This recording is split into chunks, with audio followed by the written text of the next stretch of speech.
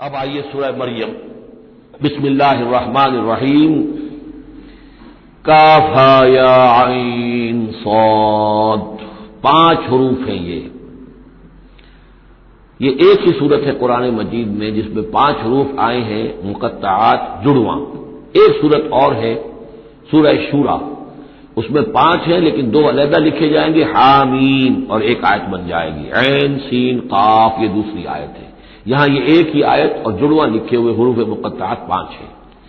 ذکر رحمت ربک عبدہ زکریا، اب یہ وہی ساری چیزیں تقریباً آ رہی ہیں کہ جو ہم سورہ آل عمران میں پڑھ چکے ہیں، اور یہ اس زمانے میں نازل ہوئی جبکہ ابھی ہجرت حبشہ ہونے والی تھی اور مسلمان جا رہے تھے، اور وہاں پر وہ پوزیشن پیش آنے والی تھی کہ یہاں سے جب سفارت گئی ہے مکے کے قریش کے سرداروں کی، اور عمرو بن العاص گئے تھے جو بعد میں ایمان لے آئے، صحابی ہیں، وہ واپس لینے کے لیے کہ یہ ہمارے بگوڑے آ گئے، انہیں واپس کیجئے، تو نجاشی کے دربار میں پھر جب مسلمانوں نے اپنی فریاد کی، اپنے حالات بتائے، تو آخری داؤ یہ کھیلا عمرو بن العاص نے کہ آپ ذرا پوچھئے یہ مسیح کے بارے میں کیا کہتے ہیں۔ یہ تو کہتے ہیں وہ تو ایک عام انسان تھا جس کو آپ خدا مانتے ہیں۔ تو پھر نجاشی نے پوچھا کہ آپ لوگ کیا کہتے ہیں مسیح کے بارے میں، حضرت مسیح کے، تو پھر یہ آیات پڑھ کر جو ہے حضرت جعفر طیار رضی اللہ تعالی عنہ، جعفر ابن ابی طالب، حضور کے چچا زاد بھائی، ابو طالب کے بیٹے، حضرت علی کے بڑے بھائی حضرت جعفر بن ابی طالب، انہوں نے یہ آیات پڑھ کر سنائی، تو نجاشی نے کہا، تنکا اٹھایا کہ جو کچھ تم نے بیان کیا ہے حقیقت میں مسیح علیہ السلام اس سے ایک تنکا بھر بھی زائد نہیں ہے۔ اور پھر اعلان کیا، مسلمانوں تم یہاں رہو، امن سے رہو، سکون سے رہو، اور وہ سفارت جو تھی قریش کی واپس کر دی کہ میں ان کو تمہارے ساتھ واپس نہیں بھیج سکتا، چاہے تم مجھے پہاڑوں جتنا سونا دے دو لیکن ان کو میں یہاں سے واپس نہیں کروں گا۔ ذکر و رحمت ربک عبدہ زکریا، اب ذکر تو کرنا ہے حضرت مسیح کا، لیکن جیسے وہاں پہلے یہ کہ حضرت یحییٰ کا ذکر بھی ہو جائے کہ ان کی ولادت بھی تو ایک طرح سے معجزانہ تھی، عام حالات کی تو نہیں تھی۔ حضرت زکریا کتنے بوڑھے تھے، اور ان کی جو اہلیہ تھی وہ ساری عمر جو ہے بانجھ رہی تھی، اور بڑھاپے میں اللہ نے بیٹا دیا۔ یہ ذکر ہے آپ کے رب کی رحمت کا جو اس کے بندے زکریا پر ہوئی، علی نبینا علیہ الصلوۃ والسلام، اذ نادى ربہ نداء خفیا، جبکہ انہوں نے پکارا اپنے رب کو، دعا کی چپکے چپکے دل ہی دل میں، قال رب انی وہن العظم منی، انہوں نے عرض کیا پروردگار میری ہڈیاں چٹک گئی ہیں، کمزور ہو گئی ہیں، واشتعل الراس شیبا، اور میرا سر جو ہے وہ بھڑک اٹھا ہے سفیدی سے، یعنی سفید ہو گیا ہے، بالکل سیاہ بال کوئی رہے ہی نہیں، ولم اکن بدعائک رب شقیا، اور پروردگار کبھی ایسا نہیں ہوا کہ میں نے تجھ سے کوئی دعا مانگی ہو اور میں نامراد رہا ہوں۔ آج بڑی ہمت کر کے میں ایک دعا کر رہا ہوں جو عام حالات کے اعتبار سے تو پھر بڑی غیر معمولی دعا ہے، عام حالات دیکھیں، دنیاوی مسائل کو دیکھیں۔ وَإِنِّي خِفْتُ الْمَوَالِيَ مِن وَرَائِي، اور مجھے اندیشہ ہے اپنے بھائی بندوں سے، رشتہ داروں سے میرے بعد، یعنی یہ کہ اس ہیکل سلیمانی کی خدمت کرنے والا مجھے کوئی مناسب آدمی نظر نہیں آ رہا کہ جو اس میری گدی پر بیٹھ سکے، میرے اس منصب کو سنبھال سکے۔ انی خفت الموالی من ورائی وکانت امراتی عاقرا، اور میری بیوی بانجھ ہے، فہب لی من لدنک ولیا، تو مجھے خاص اپنے پاس سے کوئی ولی عطا کر۔ اب یہاں ولی کا لفظ کہا، کوئی میرا ساتھی ہو، کوئی ایسا ہو کہ جو میری ان چیزوں کا یرثنی ویرث من آل یعقوب، جو میری وراثت جو ہے روحانی وراثت اور دینی وراثت اس کو سنبھال سکے، اور میری کیا ہے یہ آل یعقوب کی وراثت ہے جو حضرت یعقوب علیہ السلام سے چلی آ رہی ہے، اس کا صحیح وارث بن سکے۔ وجعلہ رب رضیہ، اور پروردگار اس سے تو بنائیو، رضی جو ہے یہ فعیل کے وزن پر ہے، راضی اور مرضی دونوں کے معنی میں آ جائے گا، وہ کہ جو راضی ہو اور جس کو راضی کر دیا گیا ہو، رضی اللہ عنہم ورضوا عنہ، وہ دونوں پہلو جو ہے رضی کے اندر آ جائیں گے۔ انہیں جب یہ بشارت مل رہی، یا زکریا انا نبشرک بغلام اسمہ یحییٰ، اے زکریا ہم بشارت دیتے ہیں آپ کو ایک بیٹے کی، ایک لڑکے کی جن کا نام یحییٰ ہوگا، لم نجعل لہ من قبل سمیہ، ہم نے اس کا سا نام اس سے پہلے کسی کا نہیں رکھا، یا اس کی سی صفات اس سے پہلے کسی میں پیدا نہیں کی، یہ دونوں معنی ہو سکتے ہیں اس کے۔ قال رب انا یکون لی غلام، انہوں نے وہی بات عرض کی جو ہم پڑھ چکے ہیں پہلے کہ پروردگار میرے ہاں بیٹا کیسے ہو جائے گا، وکانت امراتی عاقرا، میری بیوی بانجھ ہے، وقد بلغت من الکبر عتیہ، اور میں بوڑھا ہو گیا ہوں، سوکھ چکا ہوں، میرے سارے جو سوتے ہیں حیات کے وہ میرے اندر خشک ہو چکے ہیں۔ قال کذالک، کہا ایسے ہی ہوگا۔ قال ربک هو علی ہین، تیرے پروردگار کا فرمانا یہ ہے کہ یہ مجھ پر آسان ہے۔ وقد خلقتک من قبل ولم تک شیئا، تجھے بھی تو ہم نے پیدا کیا اس سے پہلے جبکہ تو کچھ بھی نہیں تھا۔ قال رب اجعل لی آیہ، انہوں نے کہا کہ پروردگار پھر میرے لیے کوئی نشانی مقرر ہو جائے۔ قال آیتک الا تکلم الناس ثلاث لیال سویا، کہا کہ نشانی یہ ہوگی تمہارے لیے کہ اب تم 3 دن تک متواتر، 3 راتوں تک متواتر گفتگو نہیں کر سکو گے لوگوں سے۔ وہاں سورہ آل عمران میں تھا ثلاثۃ ایام الا رمزا، 3 دن تک بات نہیں کر سکو گے مگر صرف اشاروں کے ناموں سے، یعنی اللہ تعالیٰ نے ان کی گویائی سلب کر لی۔ فخرج علی قومہ من المحراب، پھر وہ نکلے اپنے اس حجرے سے جہاں وہ یہ سارا راز و نیاز ہو رہا تھا، عبادت ہو رہی تھی، دعا ہو رہی تھی، مناجات ہو رہی تھی۔ فاوحی الیہم، اپنی قوم پر آ کر انہیں وحی کے ذریعے سے کہا، وحی اشارہ کرنا۔ وحی کے جو لفظی معنی ہے عربی زبان میں الاعلام بالسرعہ والخفا، کسی کو کوئی بات اشارے سے اور خاموشی سے بتا دینا، دوسروں کو پتہ نہ چلے، یہ وحی ہے۔ تو وحی جو آتی ہے اللہ تعالیٰ کی طرف سے، وہ پھر اس کی مختلف شکلیں ہیں، وہ ہم پڑھ چکے ہیں یا پڑھیں گے انشاءاللہ سورہ شورى کے اندر، جیسے تعارف قرآن کے ضمن میں اس کا تذکرہ آ چکا ہے۔ تو اللہ تعالیٰ کی طرف سے وحی۔ اوحا الیہم، انہوں نے اشارے سے کہا، بات تو کر نہیں سکتے تھے، ان سبحوا بکرۃ وعشیا، کہ یہ خاص وقت ہے، اس میں اللہ کا ایک خاص فیصلہ ہو رہا ہے، لہذا ذرا صبح و شام تم اللہ کی تسبیح و تحمید ذرا کثرت سے کرو۔ یا یحییٰ، اب ولادت ہو گئی حضرت یحییٰ، تو وہ مخاطب ہے۔ یا یحییٰ خذ الکتاب بقوۃ، یحییٰ کتاب کو مضبوطی سے تھام لو۔ ظاہر بات ہے کہ تورات موجود تھی، زبور موجود تھی، اور نبیوں کے صحیفے موجود تھے۔ وآتیناہ الحکم صبیا، اور ہم نے حکمت اور دانائی اسے بچپن ہی میں عطا کر دی، بچپن ہی میں اللہ تعالیٰ نے انہیں، کیوں سمجھیے کہ یہ دونوں شخصیتیں جو کنٹمپریریز ہیں، حضرت مسیح اور حضرت یحییٰ، جان دی بیپٹسٹ اور جیزس آف نازریت، یہ دونوں جو ہے غیر معمولی شخصیتیں ہیں، عام لوگوں کی طرح کے نہیں ہیں۔ انبیاء اور رسول کے اندر بھی ان کی قسم کے اوصاف جو ہیں آپ کو اور نہیں ملیں گے۔ تو فرمایا کہ ان کو بچپن ہی میں ہم نے حکمت عطا کر دی، وحنانا من لدنا، اور سوز و گداز، ہم سے محبت، اور محبت بھی سوز و گداز والی، ان کی طبیعت کے اندر رقت، سوز و گداز، حنانا من لدنا وزکا، اور ہم نے ستھرائی، پاکیزگی، پاکی ان کی گھٹی کے اندر گھول گھول کر ڈال دی۔ وکانا تقیہ، اور بہت ہی متقی تھے، وبرم بوالدیہ، اور اپنے والدوں کے ساتھ بہت حسن سلوک کرنے والے، ادب کرنے والے، ولم یکن جبارا عصیا، نہ وہ خود سر تھے اور نہ سخت تھے، بلکہ یہ کہ شاید یہ اس قسم کی کوئی باتیں غالباً کہیں انجیل وغیرہ میں آ گئی ہوں گی جس کی نفی کے لیے یہ الفاظ یہاں آ رہے ہیں۔ اس لیے کہ حضرت مسیح کے بارے میں تو انجیل میں کچھ الفاظ ہیں کہ حضرت مریم کو انہوں نے استحقار کے ساتھ خطاب کیا، وہ عورت، اس طرح کے الفاظ، تو قرآن نے کہا کہ نہیں، وہ ایسا نہیں تھا، وہ اپنی والدہ کے ساتھ اس طرح کی جو ہے گستاخی کے ساتھ پیش آنے والا نہیں تھا، شاید ایسی کوئی بات تو میرے ذہن میں نہیں ہے۔ وسلام علیہ یوم ولد، اور سلام اس پر جس دن کہ اس کی ولادت ہوئی، وہ یوم یموت، اور جس دن کہ وہ مرے، وہ یوم یبعث حیا، اور جس دن کہ وہ اٹھایا جائے دوبارہ زندہ کر کے۔ اب یہ تو قصہ ہو گیا حضرت زکریا اور حضرت یحییٰ کا۔ واذکر فی الکتاب مریم، اب ذکر کیجئے اس کتاب میں، قرآن میں، مریم کا، سلام علیہا اذ انتبذت من اہلہا مکانا شرقیہ، جبکہ انہوں نے اپنے آپ کو اپنے لوگوں سے ایک شرقی گوشے کے اندر مقید کر لیا، کوئی اعتکاف کی شکل جیسے ہوتی ہے، کوئی پردہ لگا دیا ہوگا کہ ہیکل کے مشرقی گوشے کے اندر کہیں انہوں نے عبادت کے لیے یا کوئی خاص اسی طرح کے معاملے کے لیے لوگوں سے علیحدہ ہو کر، فاتخذت من دونہم حجابا، ان سے انہوں نے پردہ تان لیا، اور لوگوں سے علیحدہ ہو کر، باقی لوگ جو تھے ان سے علیحدہ ہو کر وہ گویا خلوت کا ایک سامان ہو گیا۔ فارسلنا الیہا روحنا، تو ہم نے اس کی طرف اپنے ایک فرشتے کو بھیج دیا، روح فرشتہ، پھر دیکھیے نوٹ کر لیجیے، فرشتہ بھی روح، وحی بھی روح، اور قرآن بھی روح، اور روح انسانی بھی روح۔ فارسلنا الیہا روحنا فتمثل لہا بشرا سویا، تو اس نے صورت اختیار کر دی ان کے سامنے مکمل انسان کی۔ قالت انی اعوذ بالرحمن منک ان کنت تقیا، اب حضرت مریم سلام علیہا ایک دم دہشت زدہ ہو گئی، میں اللہ کی پناہ طلب پکڑتی ہوں تم سے، اگر تو واقعی کوئی تقی ہے، وہ نیک آدمی ہے، یعنی اس میری خلوت میں، میری علیحدگی کے اندر اس طرح اچانک تمہارا آ جانا کوئی برا ارادہ تو نہیں ہے، کوئی نیت تمہاری خراب تو نہیں ہے، انی اعوذ بالرحمن منک، میں پناہ پکڑتی ہوں رحمان کی تم سے، ان کنت تقیہ، اور اس میں اپیل بھی ہے اگر تم متقی ہو اور اللہ کے ڈرنے والے ہو تو کسی غلط قسم کا ارادہ نہ کرنا۔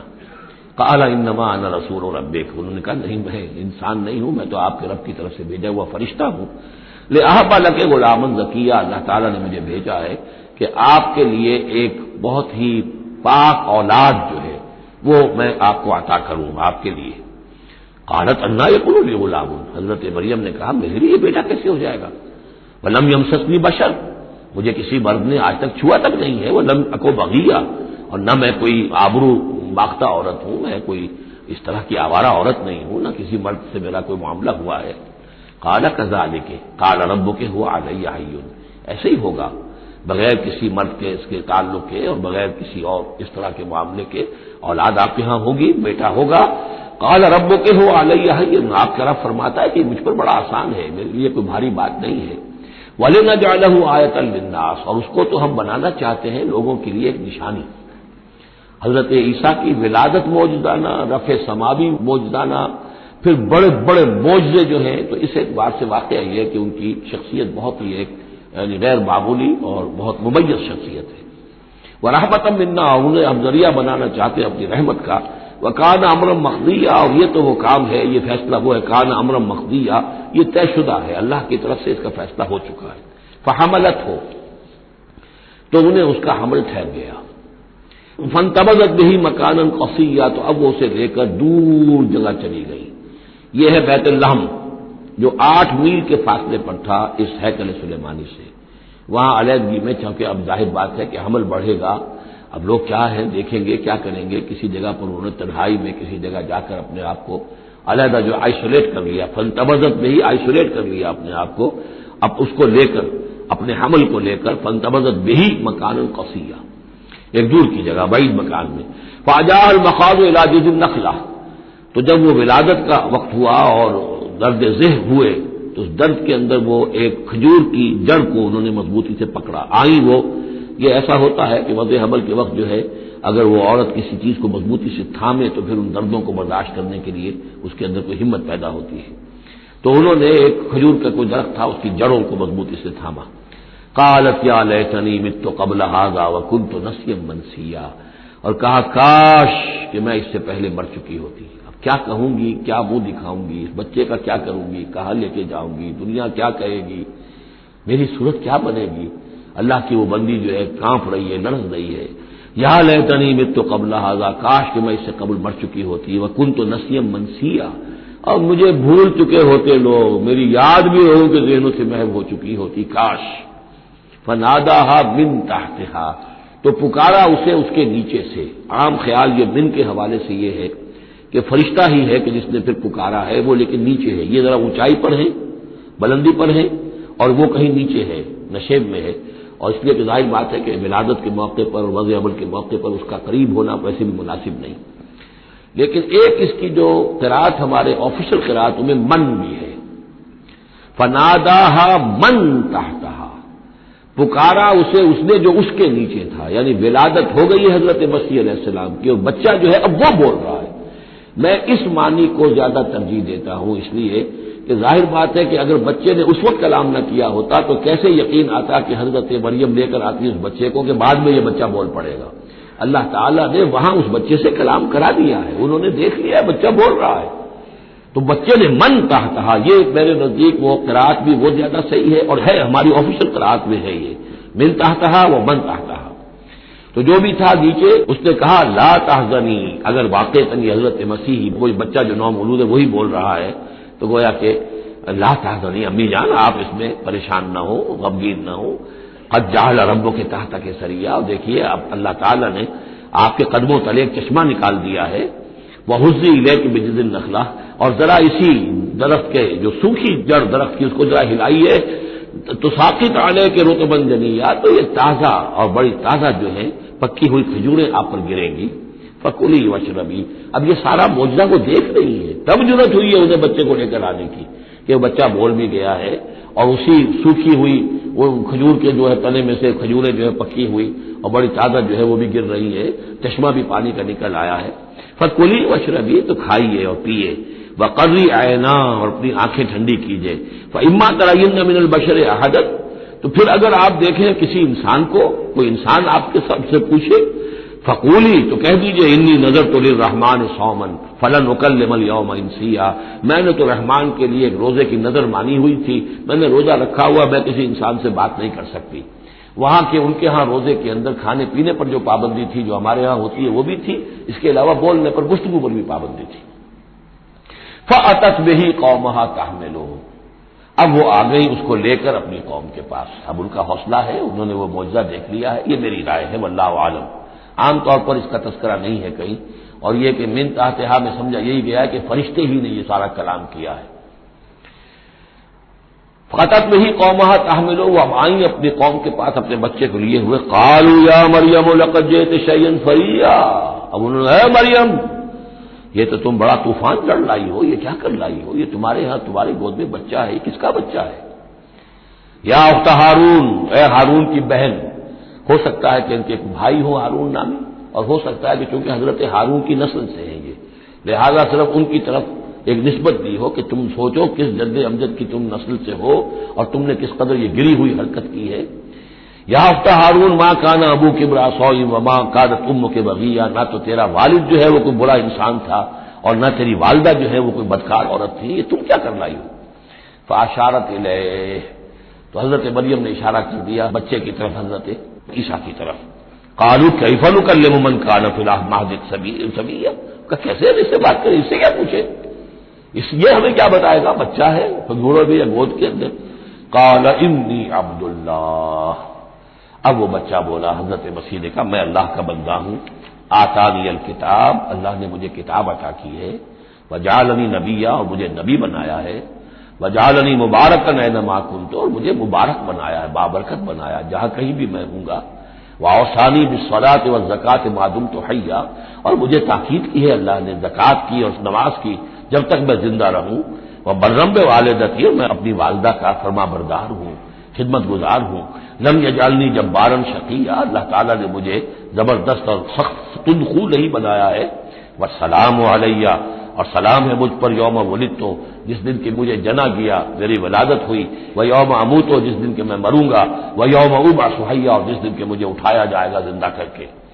ذالک عیسی ابن مریم، یہ ہے عیسیٰ ابن مریم، یہ ہے حقیقت عیسیٰ ابن مریم کی علیہ الصلوۃ والسلام، علیہم الصلوۃ والسلام۔ قول الحق الذی فیہ یمترون، یہ ہے وہ قول حق، قول فیصل 100% درست جس کے بارے میں یہ جھگڑتے ہیں۔ ما کان للہ ان یتخذ من ولد سبحانہ، اللہ کے شان کے شایع نہیں ہے یہ کہ وہ کسی کو اپنا بیٹا بنائے، سبحانہ، وہ پاک ہے اس سے۔ اذا قضى امرا فانما يقول له كن فيكون، جب وہ کسی چیز کا فیصلہ کرتا ہے تو وہ کہتا ہے کہ ہو جا، وہ ہو جاتی ہے۔ یعنی جو باپ کا حصہ تھا ولادت مسیح میں، وہ اللہ تعالیٰ کے ایک حرف کن کے ذریعے سے پورا ہوا، اسی لیے یہ کلمہ ہے، اللہ کلمۃ منہ، اللہ کا خاص کلمہ ہے۔ باقی چیزیں جو ہے انسان کے ہاں جو بھی قانون و قاعدے کے مطابق، جو بھی بایولوجیکل جو طریقہ ہے اس کے مطابق ہو رہے ہیں وہ چل رہا ہے، لیکن جہاں وہ ایک رکھنا ہے وہاں اللہ کا ایک خصوصی کن جو ہے اس نے اس خلا کو پر کیا ہے۔ ان اللہ ربی و ربکم، اور یقینا اللہ میرا بھی رب ہے اور تمہارا بھی رب ہے، فاعبدوہ، پس اسی کی بندگی کرو اور پرستش کرو، ھذا صراط مستقیم، یہی سیدھا راستہ ہے۔ فاختلف الاحزاب من بینہم، تو جماعتوں نے، گروہوں نے، فرقوں نے اپنے آپس میں اختلافات پیدا کر لیے، غلط غلط باتیں جو ہے گھڑ لی۔ فویل للذین کفروا من مشہد یوم عظیم، تو ہلاکت اور بربادی اور تباہی ہے ان کافروں کے لیے اس دن کی پیشی، اس بڑے دن کی پیشی سے۔ اس بڑے دن جب پیش ہو گئے، حقیقت کھل جائے گی، حضرت مسیح کی حقیقت بھی واضح ہو جائے گی، تو جو انہوں نے من گھڑت عقیدے بنا لیے تھے، جن لوگوں نے ان عقیدوں پر جان دی ہوگی، ان کے لیے پھر ہلاکت اور بربادی ہوگی۔ اسمع بہی واپس، اس پیشی کے دن تو ان کی سماعت بھی کیا اچھی ہوگی اور آنکھیں بھی کتنی کھلی ہوں گی، ہر حقائق کو وہ دیکھ رہے ہوں گے، کیا ہی اچھا سن رہے ہوں گے اور کیا ہی اچھا دیکھ رہے ہوں گے۔ یوم یاتوننا، جس دن کہ وہ ہمارے پاس آئیں گے، لیکن الظالمون یوم فی ضلال مبین، لیکن آج یہ ظالم جو ہے کھلی گمراہی میں مبتلا ہے۔ وانذرہم یوم الحسرۃ اذ قضی الامر، اور اے نبی ان کو خبردار کر دیجیے اس یوم الحسرت سے، وہ جو یوم قیامت حسرت کا دن ہے، وہ جس دن کے فیصلے کر دیے جائیں گے۔ وہم فی غفلۃ فہم لا یؤمنون، اور یہ غفلت کے اندر مبتلا ہے اور ایمان نہیں لائیں گے۔ انا نحن نرث الارض ومن علیہا، ہم ہی یقیناً وارث ہوں گے زمین کے، سب ختم ہو جائیں گے، زمین اور اس کا سب کچھ جو کچھ ہے مال، اس کی وراثت ہمیں منتقل ہو جائے گی۔ وَإِلَيْنَا يُرْجَعُونَ، اور ہماری ہی طرف یہ لوٹائے جائیں گے۔ وَاذْكُرْ فِي الْكِتَابِ ابراہیم، اور ذرا تذکرہ کیجئے اس کتاب میں ابراہیم کا بھی۔ انہ کان صدیقا نبیا، یقیناً وہ صدیق نبی تھے۔ اس کی اصل حقیقت پر کل گفتگو ہوگی۔ اذ قال لأبیہ، یاد کرو جب کہ انہوں نے کہا اپنے والد سے، یا ابت، ابا جان، لما تعبد ما لا يسمع ولا يبصر، کیوں آپ پوچھتے ہیں، بندگی کرتے ہیں ایسی چیزوں کی جو نہ سن سکتے ہیں نہ دیکھ سکتے ہیں، ولا یغنی عنک شیئا، نہ آپ سے کسی چیز کو دور کر سکتے ہیں کہ آپ کے کچھ کام آ سکتے ہیں۔ یا ابت، ابا جان، یہ بہترین مقام ہے قرآن مجید کا کہ کوئی داعی، کوئی مبلغ، کوئی حق کی طرف بلانے والا اپنے بڑے کو، کسی بزرگ کو اگر بلا رہا ہو تو کس انداز میں بلائے گا؟ ظاہر بات ہے کہ اس کا ادب ملحوظ رکھتے ہوئے، یا ابت، ابا جان، اس انداز میں، لٹ مارنے کے انداز میں نہیں۔ یا ابت انی قد جاءنی من العلم ما لم یاتک، ابا جان میرے پاس وہ علم آیا ہے جو آپ کے پاس نہیں آیا تھا، میرے پاس وہی آئی ہے، اللہ نے مجھے حقائق سے واقف کیا ہے۔ فإما یأتینکم منی ھدی، میرے پاس وہ ہدایت آئی ہے، فاتبعنی، بس میری پیروی کیجیے، میرے پیچھے چلیے، میرا کہنا مانیے، اہدک صراط سویا، میں آپ کو دکھاؤں گا سیدھا راستہ، رہنمائی کروں گا آپ کی سیدھی راستے کی طرف۔ یا ابت، ابا جان، لا تعبد الشیطان، دیکھیے شیطان کی بندگی نہ کیجیے، ان الشیطان کان للرحمن عصیا، یقیناً یہ شیطان جو ہے وہ رحمان کا باغی تھا، نافرمان تھا، اس نے سرکشی کی تھی۔ یا ابت انی اخاف ان یمسک عذاب من الرحمن، ابا جان مجھے بڑا اندیشہ ہے کہ آپ کو رحمان کی طرف سے کوئی عذاب آپ پر نہ آ جائے، آپ پکڑے آپ کو رحمان کی طرف سے کوئی عذاب، فتکون للشیطان ولیا، تو پھر آپ شیطان ہی کے ساتھی بن کر رہ جائیں۔ قال راغب انت عن آلہتی یا ابراہیم، کہاں یہ لجاجت ہے، کہاں یہ استدعاء کا انداز ہے، کہاں یہ فرعونی انداز میں کہا ہے باپ نے، ابراہیم کیا تم میرے آلہہ سے، میرے معبودوں سے کنارہ کشی کر رہے ہو؟ راغب انت عن آلہتی یا ابراہیم لئن لم تنتہی، اگر تم باز نہ آئے لارجمنک، میں تمہیں رجم کر دوں گا، ہلاک کر دوں گا، سنسار کر دوں گا، واہجرنی ملیا، اور فوراً تو ذرا میری نگاہوں سے دور ہو جاؤ، میں تمہاری اس بات کو برداشت نہیں کر سکتا، فوراً میری نگاہوں سے دور ہو جاؤ، کچھ دیر کے لیے تو میری نگاہوں سے چلے جاؤ۔ قال سلام علیک، انہوں نے کہا سلام، ساستغفر لک ربی، میں اپنے رب سے آپ کے لیے استغفار کرتا رہوں گا، انہ کان بی حفیہ، وہ مجھ پر بڑا مہربان ہے، واعتزلکم وما تدعون من دون اللہ، اور میں کنارہ کشی کرتا ہوں آپ سے بھی اور ان تمام معبودوں کو جن کو آپ پوج رہے ہیں اللہ کے سوا، وادعو ربی، میں تو اپنے رب کو پکاروں گا، اسی سے دعا کروں گا، عسیٰ اللہ اکون بدعاء ربی شقیہ، اور مجھے یقین ہے کہ میں اپنے رب کو پکار کر اس سے دعا کر کے نامراد نہیں رہوں گا۔ فلما اعتزلہم، جب ابراہیم نے ان سے کنارہ کشی کر لی، وما یعبدون من دون اللہ، اور ان سب سے بھی کنارہ کشی کر لی جن کو پوج رہے تھے اللہ کے سوا، وہبنا لہ اسحاق و یعقوب، تو ہم نے اسے اسحاق جیسا بیٹا، یعقوب جیسا پوتا عطا کیا، وکلا جعلنا نبیا، اور ان دونوں کو بھی ہم نے نبوت سے سرفراز فرمایا، ووہبنا لہم من رحمتنا، اور ان کو ہم نے خاص اپنی رحمت سے، فضل سے عطا فرمایا، وجعلنا لہم لسان صدق علیا، اور ان کے لیے ہم نے اعلیٰ تذکرہ اور اعلیٰ شہرت جو ہے دنیا کے اندر باقی رکھی۔ رفعنا لک ذکرک کی طرح حضرت ابراہیم علیہ السلام اور ان کی آل کا بھی دنیا کے اندر بول بالا رہا۔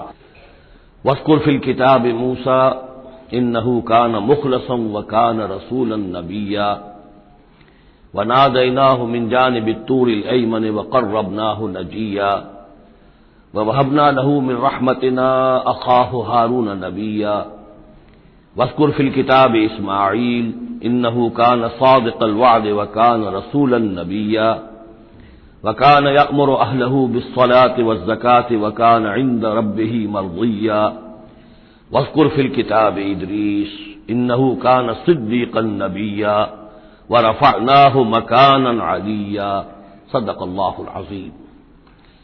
رب اشرح لی صدری ویسر لی امری واحلل عقدۃ من لسانی یفقہوا قولی۔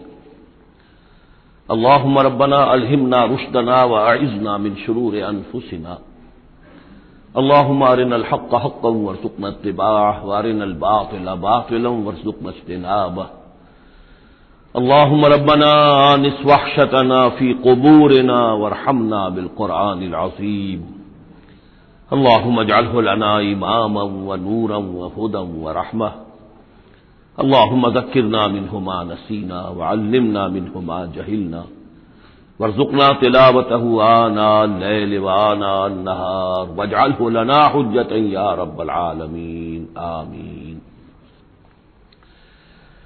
کل ہم نے سورہ مریم کا آغاز کر لیا تھا اور تقریباً نصف کا ہم ترجمہ کر چکے ہیں، لیکن یہ بات بیان ہونے سے رہ گئی کہ مکی اور مدنی صورتوں کے جس تیسرے گروپ میں اس وقت ہم ہیں، جس کی مکیات کا آغاز ہوا تھا سورہ یونس سے، تو اس میں 9 صورتیں ہم پڑھ چکے ہیں۔ جیسا کہ میں نے عرض کیا، وہ 9 صورتیں تین صورتوں کے سب گروپس کی شکل میں ہیں۔ ہر سب گروپ میں ایک جوڑا ہے جس کے اندر وہ نسبت زوجیت بتمام و کمال موجود ہے، اور ایک منفرد مزاج کی صورت ہے۔ سورہ یونس، سورہ ہود ایک جوڑے کی حیثیت سے، سورہ یوسف منفرد ہے، ایک ہی نبی کے حالات پر پوری سورت جو ہے وہ مشتمل ہے۔ پھر سورہ رعد اور سورہ ابراہیم یہ جوڑے کی شکل میں ہے۔ سورہ حجر یہ منفرد مزاج کی ہے، بلکہ اس پورے گروپ میں یہ اس اعتبار سے قدرے مختلف نظر آتی ہے کہ اس کا انداز جو ہے وہ ابتدائی زمانے کی صورتوں کا ہے، مضامین کی مناسبت بھی انہی سے ہے۔ چھوٹی چھوٹی آیتیں ہیں، ردم جو ہے وہ بہت تیز ہے، صوتی آہنگ بہت نمایاں ہے، ڈیوائن میوزک جو ہے، جو ملکوتی غنا ہے وہ اس میں بہت نمایاں ہے۔ پھر 3 صورتیں، سورہ نحل سب سے بڑی ہے اس سب گروپ میں، یہ منفرد مزاج کی ہے، لیکن اس کے بعد سورہ بنی اسرائیل اور سورہ کہف یہ ایک نہایت حسین و جمیل جوڑا ہے۔ اب پھر 3 صورتیں جو آ رہی ہیں، سورہ مریم، پھر سورہ طٰہٰ، سورہ انبیاء۔ یہاں بھی معاملہ وہی ہے کہ ان میں سے 2 صورتیں جو ہیں سورہ مریم اور سورہ انبیاء، ان میں بڑی گہری مشابہت ہے، اور یہ قصص النبیین کے انداز میں یہاں تذکرہ ہے انبیاء کرام کا، انباء الرسل کے انداز میں نہیں ہے۔ وہ جو انداز سورہ اعراف میں ہم نے دیکھا، سورہ ہود میں ہم نے دیکھا کہ رسول آئے، انہوں نے دعوت دی، قوم نے انکار کیا، قوم ہلاک کر دی گئی، یہ انداز جو انباء الرسل ایام اللہ اس کا نہیں ہے۔ لیکن یہ کہ ایک جو ہے اس سب گروپ میں منفرد صورت ہے، اور وہ ہے سورہ طٰہٰ۔ یہ اس اعتبار سے کہ تقریباً پوری ایک ہی رسول کے حالات پر مشتمل ہے، حضرت موسیٰ علیہ السلام۔ 8 میں سے 5 رکوع مسلسل جو ہیں وہ حضرت موسیٰ علیہ السلام کے حالات پر ہیں، اور ان کی ایک نسبت جو معنوی قائم ہو جاتی ہے اس سورہ مبارکہ کی سورہ یوسف کے ساتھ، وہ یہ ہے کہ تاریخی اعتبار سے ہمیں معلوم ہے کہ حضرت یوسف علیہ السلام کے زمانے میں بنی اسرائیل مصر میں جا کر آباد ہوئے، اور حضرت موسیٰ علیہ السلام کے ذریعے سے اللہ تعالیٰ نے انہیں پھر جو مصر میں فرعونیوں نے انہیں جو اپنا غلام بنا لیا تھا، اس غلامی سے نجات دلائی، اور وہ واپس مصر سے نکل کر پھر اپنے آبائی وطن جو ہے سمجھیے جو حضرت ابراہیم کا مسکن تھا یعنی فلسطین کی طرف روانہ ہوئے۔ تو ان میں بھی ایک نسبت قائم تو ہو جاتی ہے، لیکن وہ فاصلے سے ہے۔ سورہ مریم میں اور سورہ انبیاء میں آپ کو قصص النبیین کے انداز کا بات ملے گی، تو یہ آپ جب ہم پڑھیں گے تو بات نمایاں ہو جائے گی۔ البتہ ایک چیز کے لیے رات میں نے کہا تھا اس پر گفتگو کل ہوگی۔ سورہ مریم میں ہم نے اب تک جو پڑھا ہے، سب سے پہلے حضرت زکریا حضرت یحییٰ کا تذکرہ ہوا پہلے رکوع میں۔ دوسرا رکوع بہت طویل ہے، اس میں حضرت مریم اور حضرت عیسیٰ کا سلام علیہم ان کا تذکرہ ہوا ہے۔ تیسرے رکوع میں پھر حضرت ابراہیم علیہ السلام کا، اور ان کے ساتھ ہی پھر حضرت اسحاق اور حضرت یعقوب کا تذکرہ ہوا ہے۔ حضرت ابراہیم کے بارے میں کہا گیا کہ انہ کان صدیقا نبیّا۔ اب یہ ایک نئی ترکیب ہے کہ جو پہلی مرتبہ قرآن مجید میں آئی ہے، اور میں نے اسی لیے آج جو ہے کئی آیات تلاوت کی ہیں اگلے رکوع کی، کہ آپ یہ دیکھ سکیں کہ 2 کے بارے میں آ رہا ہے رسولا نبیّا، حضرت اسماعیل اور حضرت موسیٰ علیہ السلام رسولا نبیّا، انہ کان رسولا نبیّا، اور 2 ہی کے بارے میں آیا انہ کان صدیقا نبیّا، یعنی حضرت ابراہیم علیہ السلام اور حضرت ادریس علیہ السلام۔ تو اس میں فرق کیا ہے؟ ظاہر بات ہے کہ الفاظ مختلف ہیں، ترکیب مختلف ہے، تو یقیناً ان کا مفہوم جدا ہے، اگرچہ بہت ہی میرے علم کی حد تک کسی نے اس پر توجہ نہیں کی ہے، بلکہ ایک بہت بڑے عالم تھے جو مفسر قرآن بھی ہیں، ان سے جب میں نے تذکرہ کیا تو ان کا کہ کیا واقعی ایسا ہے؟ یعنی یہ کہ وہ تفسیر بھی لکھ چکے تھے لیکن انہوں نے توجہ نہیں کی۔ ہوتا یہ ہے کہ آدمی جب گزر جاتا ہے تیزی کے ساتھ، اگر کسی چیز کی توجہ نہیں ہوتی، کیا واقعی ایسا ہے کہ 2 کے بارے میں ہے رسول النبیہ اور 2 کے بارے میں ہے صدیق النبیہ؟ تو میں نے ان سے سوال کیا تھا کہ اس میں پھر کیا فرق ہے۔ اس کے لیے میں چاہتا ہوں کہ جو جس حد تک کہ مجھ پر وہ بات اللہ تعالیٰ نے منکشف فرمائی ہے وہ آپ پر بھی میں آپ کے ساتھ بھی شیئر کروں، کہ یہ جو ہم پڑھ چکے ہیں، ایک تو سورہ فاتحہ میں اہدنا الصراط المستقیم صراط الذین انعمت علیہم، راستہ ان کا ہمیں دکھا اور ان کے راستے پر چلا جن پر تیرا انعام ہوا۔ اس کی وضاحت سورہ نساء میں آئی، ومن یطع اللہ والرسول فاولئک مع الذین انعم اللہ علیہم من النبیین والصدیقین والشہداء والصالحین وحسن اولئک رفیقا۔ یہ منعم علیہم جو ہیں، جن پر اللہ تعالیٰ کا انعام ہوا ہے، یہ جو جماعت ہے منعم علیہم کی، اس کے 4 درجات ہیں۔ اوپر سے چلیں گے تو انبیاء سب سے اوپر ہیں، پھر اس نیچے ان کے درجہ ہے صدیقین کا، پھر ان سے نیچے شہداء کا، اور پھر بیس لائن سمجھیے کہ وہ صالحین مومنین جو نیک دل مسلمان ہیں، مخلص ہیں، صادق القول ہیں، صادق الایمان ہیں، یہ گویا کہ بیس لائن ہے۔ نیچے سے چلیں گے تو اس بیس لائن سے اگر کچھ ترقی کرے گا تو پھر درجہ اس کے لیے کیا ہے؟ شہادت کا ہے، اس کے اوپر ایک درجہ صدیقیت کا ہے، اور یہ آخری درجہ ہے، اس لیے کہ اس سے آگے نبوت کا جو درجہ ہے وہ اکتسابی نہیں ہے، وہ تو وہمی ہے، اور وہ دروازہ بھی اب بند ہو چکا، وہ ہمیشہ کے لیے وہ آؤٹ آف باؤنڈ ہے اب نوع انسانی کے لیے، وہ نبوت کا دروازہ بند ہو چکا۔ اس صدیقین اور شہداء کے درمیان کیا فرق ہوتا ہے، اس کو اب سمجھ لینا چاہیے، اور اس کو جدید سائیکالوجی کی 2 اصطلاحات کے حوالے سے آپ بڑی آسانی سے سمجھ سکیں گے۔ اللہ تعالیٰ نے عام طور پر انسانوں کو 2 مختلف مزاجوں پر بنایا ہے، ایکسٹروورٹس، انٹروورٹس۔ کچھ لوگ ہوتے ہیں کہ جو باہر کی دنیا سے انہیں زیادہ دلچسپی ہوتی ہے، کچھ کھیل کود میں، سیر میں، باغ، یہ وہ، باہر کی دنیا سے ملنا جلنا، لوگوں سے ملیں گے، وہ پبلک میں ہوں گے، مجلس میں ہوں گے تو زیادہ چہکیں گے، زیادہ خوش ہوں گے۔ کچھ لوگ برعکس مزاج کے ہوتے ہیں، وہ دروبین قسم کے لوگ ہوتے ہیں، انٹروورٹس۔ وہ اپنے خیالات ہی میں مگن رہتے ہیں، غور و فکر کرتے ہیں، سوچ بچار کرتے ہیں، انہیں تنہائی زیادہ پسند ہوتی ہے، تنہائی میں وہ زیادہ خوش رہتے ہیں۔ تو یہ ایکسٹروورٹس اور انٹروورٹس 2 مزاج ہیں بنیادی طور پر، اللہ تعالیٰ نے بنائے ہیں مختلف مزاج جو ہیں۔ اور ایک ہوتی ہے تیسری ایک کیفیت کہ اس میں یہ دونوں چیزیں بڑے توازن کے ساتھ ہیں، ایمبیورٹ۔ یہ بہت شاذ ہوتا ہے، بہت شاذ ہوتا ہے، بہت کم لوگ ہوتے ہیں دنیا میں کہ جو واقعتاً اس میں توازن قائم کر سکیں، یا ادھر کا رجحان ہوگا یا ادھر کا رجحان ہوگا۔ تو جو یہ انٹروورٹس ہوتے ہیں، جو غور و فکر کرتے رہتے ہیں، ان کے اندر جو ہے وہ یوں سمجھیے کہ فطرت کی جو اصل حقائق ہیں وہ کچھ زیادہ محفوظ رہتے ہیں ان کے غور و فکر کی وجہ سے۔ پھر وہ کائنات کے بارے میں بھی سوچتے ہیں، تو اس کائنات کی تمام آیات الہیہ بھی گویا کہ ان سے ہم کلام ہوتی ہیں، اشارے کرتی ہیں۔ یہ وہ لوگ ہوتے ہیں کہ جن تک گویا کہ وہ حقائق از خود روشن ہو چکے ہوتے ہیں ان تک، کہ جیسے ہم نے سورہ فاتحہ پڑھتے ہوئے کہا کہ کچھ لوگ ہوتے ہیں اپنی فطرت سلیمہ اور عقل سلیم کی رہنمائی میں یہاں تک تو پہنچ گئے کہ اللہ کو پہچان لیا، آخرت کو پہچان لیا، یہ بھی سمجھ لیا کہ اللہ ہی کی بندگی کرنی چاہیے، کیسے کریں یہ پتہ نہیں، اہدنا الصراط المستقیم، اب وہ راستہ مانگتے ہیں کہ ہمیں راستہ دکھا۔ یہ صدیقین ہوتے ہیں، اور ان کی شان یہ ہوتی ہے کہ جیسے ہی کسی نبی کی دعوت ان کے کان میں آتی ہے وہ ایسے لپک کر قبول کرتے ہیں کہ گویا کہ منتظر بیٹھے تھے، جیسے کوئی شخص وضو کر کے بیٹھا ہوا کہ بس اذان کی آواز آئے اور میں چلوں، اتنا ہی ہوتا ہے۔ اسی لیے حضور نے فرمایا ابو بکر رضی اللہ تعالیٰ عنہ کے بارے میں کہ میں نے جس کے سامنے بھی ایمان کی دعوت پیش کی اس نے کچھ نہ کچھ توقف ضرور کیا، سوائے ابو بکر کے، ایک لہجے کا توقف نہیں کیا، گویا کہ وہ تو تیار بیٹھے ہوئے تھے۔ البتہ جو ایکسٹروورٹس ہوتے ہیں وہ چونکہ ان کی توجہ نہیں ہوتی حقائق کی طرف، وہ دنیا میں مگن ہیں، کھیل کود میں ہیں، شکار میں ہیں، کشتیوں میں ہیں، ہنسی مذاق میں ہیں، گفتگوؤں میں لگے ہوئے ہیں، تو انہیں کچھ زیادہ غور و فکر کی ان کے اندر جو ہے طبیعت کے اندر میلان نہیں ہوتا اس کا، لہذا انہیں دیر لگ جاتی ہے نبی کی دعوت کو سمجھنے میں، اس کی طرف متوجہ ہونے میں۔ لیکن یہ ہے کہ جب ان کا توجہ ہو جاتی، ہوتی بھی عام طور پر جذباتی انداز میں ہوتی ہے، لیکن جب ان کی توجہ ہو جائے جذباتی انداز میں تو پھر یہ ہے کہ وہ چونکہ ہوتے ہیں ایکٹیو زیادہ ہوتے ہیں، لہذا وہ اپنی فعالیت کی وجہ سے آگے نکل جاتے ہیں، بظاہر وہ صدیقین سے آگے نکل جائیں گے فعالیت کی وجہ سے، اس لیے کہ وہ فعال زیادہ ہے۔ اب اس کی مثال حضرت عمر ہے، حضرت حمزہ ہے رضی اللہ تعالی عنہما، 6 سال لگ گئے۔ حضرت عمر کے بارے میں تو آپ کہہ سکتے ہیں کہ سب کوئی گھرانہ مختلف تھا، وہ بنو عدی میں سے تھے، حضور بنو ہاشم میں سے تھے، لیکن حضرت حمزہ کو کیوں دیر لگ گئی؟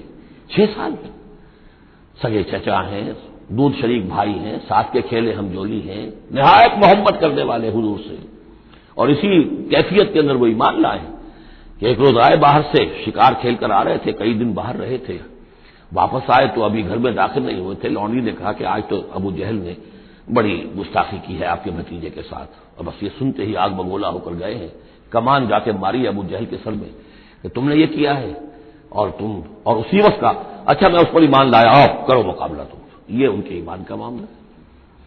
تو یہ حمزہ ہے، اس طرح حضرت عمر ہے، چلے تھے حضور کو قتل کرنے کے ارادے سے، لیکن اپنی بہن کے اندر جو دیکھی، اس کے اندر یہ کہاں سے اتنی استقامت آ گئی کہ بھائی جان چاہے آپ ہمیں قتل کر دیں، جان سے مار دیں، لیکن اب یہ جو دین ہم نے قبول کیا اس کو ہم چھوڑنے والے نہیں۔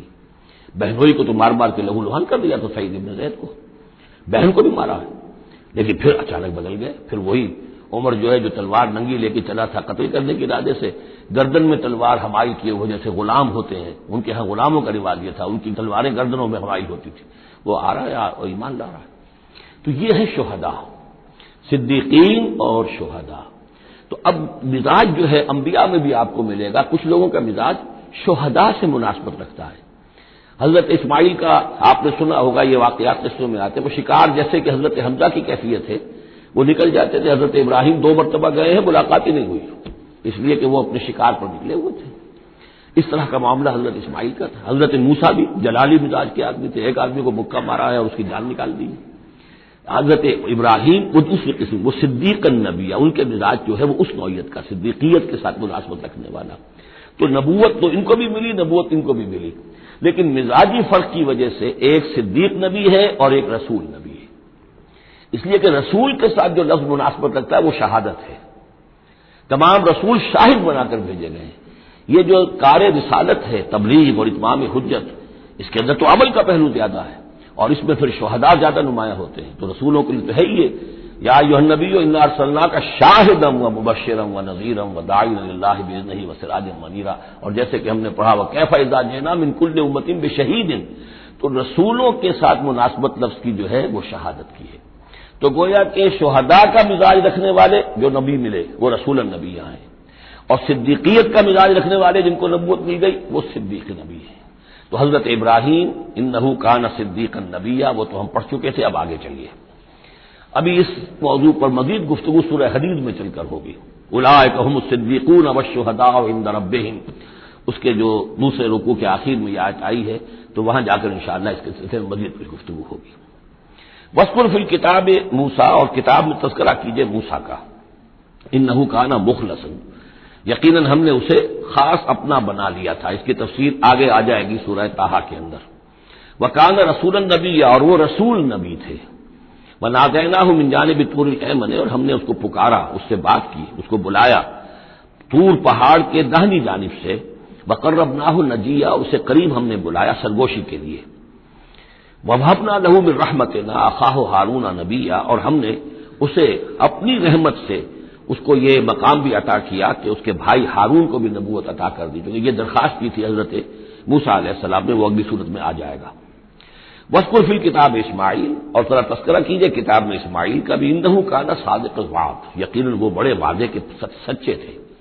اور خاص طور پر اشارہ ہو رہا ہے اتنا بڑا وعدہ جو حضرت ابراہیم سے اپنے والد سے انہوں نے کیا تھا کہ یا ابت افعل ما تؤمر ستجدنی انشاءاللہ صابرا، ابا جان کر گزریے جو بھی آپ کو اللہ کی طرف سے حکم آ رہا ہے، مجھے ذبح کرنے کا حکم ہے، ذبح کر دیجئے، انشاءاللہ آپ مجھے صابر پائیں گے۔